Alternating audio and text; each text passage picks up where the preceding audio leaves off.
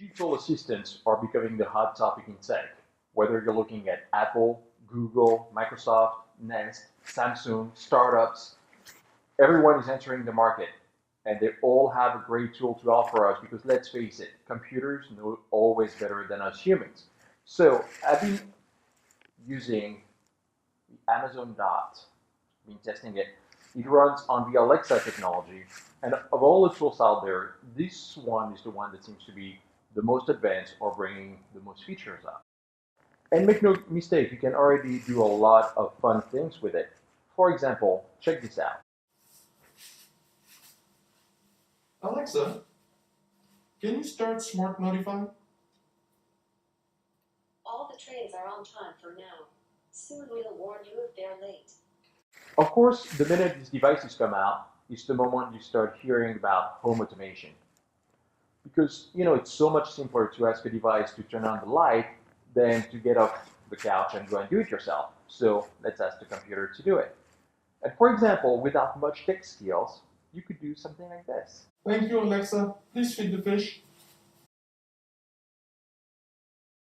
Fun, right?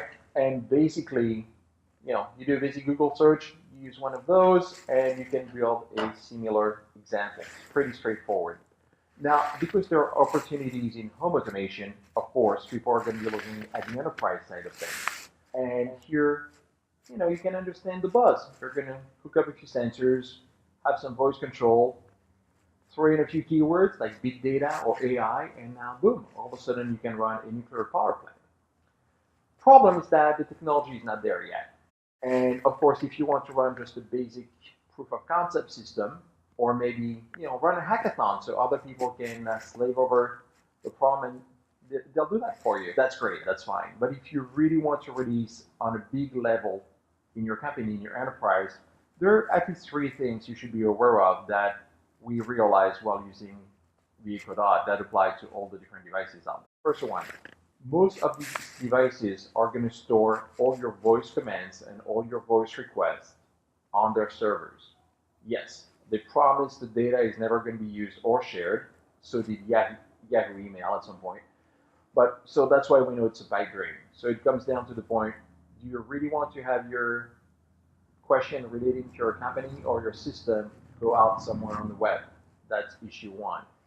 Issue number two, and also related to issue number one, Amazon Echo, they just had a search warrant filed against them in a court in the US. So obviously the whole legislation and regulation about how data can be stored, used, and retrieved, we're talking about fluctuating points.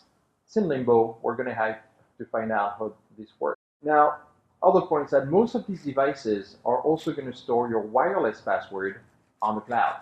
Oh yeah, I'm not joking. Let me share with you the image from Amazon. You see, the Wi-Fi is being stored on the cloud. And really, I don't understand the need to do this. The part that's pretty sad as well, it's kind of complex to get that information removed from their systems. I've been trying for a while. It's not working. So do you really want to have some external vendor have access to your internal network IDs to be able to run your systems? Probably not, but who knows? Maybe you have a nuclear power plant, you don't need to protect that much. Something to think of course. And finally, those devices are not very good yet at recognizing people. So let's look at a real example here. Alexa, I need a Lego store. I couldn't find any smart devices on your network in Gregory's account. To use smart home features, first, ask me to discover devices. All right, great. So the device is going to run orders, but obviously, why would the device answer to a Lego head person? Does not recognize voice at all either. My kid could be placing an order for burgers or pizza, and it's going to run it through. So obviously, in an enterprise environment, you need to figure out how you're going to be securing the data and how you can put some intelligence around that whole validation point of things. And we've been thinking about this quite a bit within Smart Notify. We have some solutions in place, but we also have to realize it's never going to be a perfect world. So it's a very moving target and evolving target. And for that matter, because they're not very good at differentiating between the people who make the request, those devices are absolutely context blind. So you could ask a question, what's my blood result, or how's my health doing? And they're going to have no idea of how many people are in the room at the same time as you. And sometimes there's some information that could come back you don't want to share. I've also seen many examples of people showing these devices as potential alarm systems where you could literally say, call the cops. But are you seriously going to be saying call the cops if someone is threatening your family at the same time? So because these devices are not as context aware as they should be, it opens the door to many issues.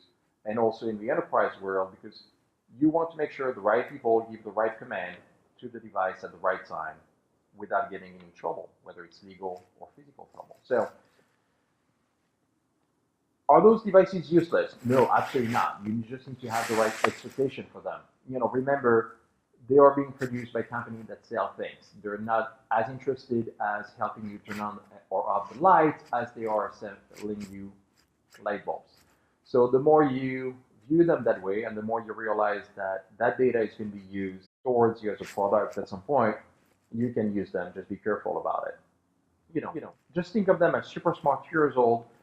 You can ask them to fetch things, but you should not trust them to bring it back in one piece. So I'd love to hear about your experience with those devices, good, bad, in between. Drop us a line, and up until next time, Alexa, turn off the camera.